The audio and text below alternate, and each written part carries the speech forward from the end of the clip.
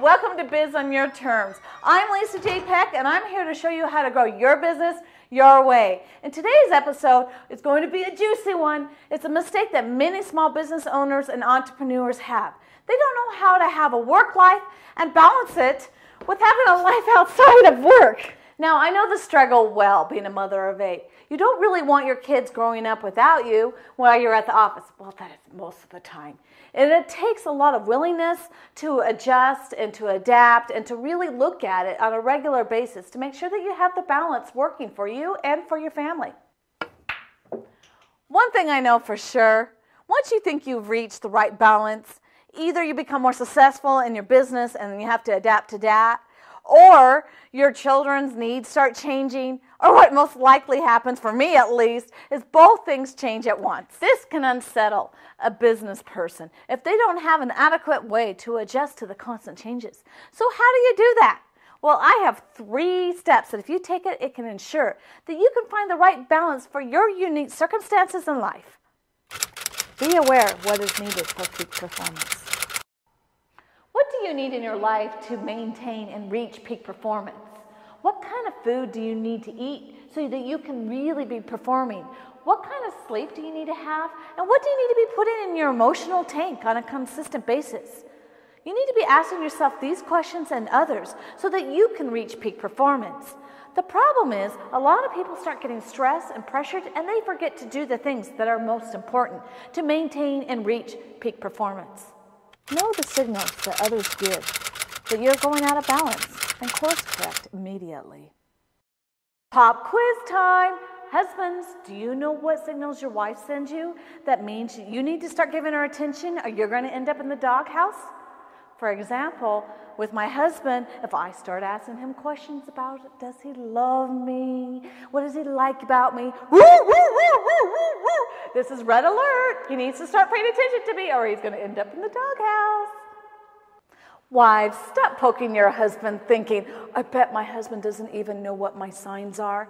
Now, before you earn the right to give him a little jab, first you need to answer this question. Do you know what your husband's signs are that he's feeling neglected from you? I know, girls, this question's harder for us. Guys don't like to come out and actually admit that they're feeling neglected. But if your husband's anything like mine, he does send off some subtle clues. You know, he'll walk in all smooth and suave and say, so are you leaving again? Or he'll start saying, you're always on the phone, or you're always working. Now, these are big red alert signs from him that's saying, I'm feeling neglected. So wives, if you know what your husband's signs are and you're meeting his needs, and he still doesn't know what your signs are, you've earned the right. Go ahead, give him a little jab. Oh, maybe you shouldn't hit him quite so hard.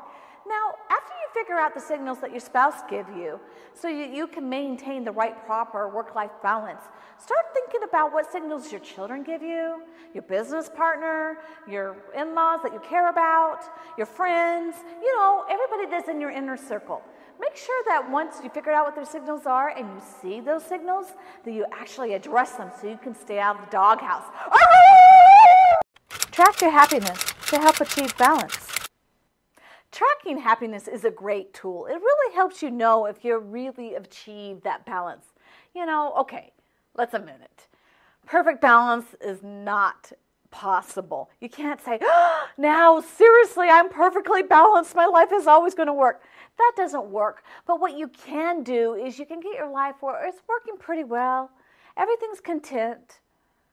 Okay, wait. I'm thinking about the kids. At least you have them down to a minimal roar. That's good. But when you've achieved a good equation with work-life balance and things are working and there's not so much background noise or distractions, you can slip and fall into this place called the zone. And the zone is so juicy. I just love it. The zone is where everything just magically just starts falling in place. And it's like you feel in heaven. It's so good. So for you small business owners and entrepreneurs, I have some tips for you on how to go to the zone. First thing you have to do is you have to track and you have to make certain adjustments and you have to do so immediately. Now we're going to go into this in depth in the next episode, so make sure that you stay tuned. Remember, to get a good balance in your life between work and life, You need to be aware of your needs for peak performance. You need to know the signals that others are giving you and to track your happiness. Now, if you do this, you're going to be getting results in no time. Now, next time, we're going to go way into tracking your happiness, and it's going to be juicy. So come back to this on your terms. Woo!